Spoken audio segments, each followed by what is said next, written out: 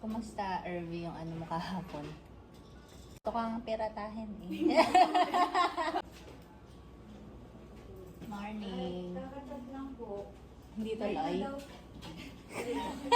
9 na daw po para sila makakarating. Ah, carry lang. Eh di maganda, mas makakapag-prepare. Sorry ma'am, tayo na pa sa katulong. Okay lang yan. Wala lang ginagawa sa bahay. Morning! Morning. Ako tayo. Ako na. Okay lang din. Pero buti na lang ayaw mo.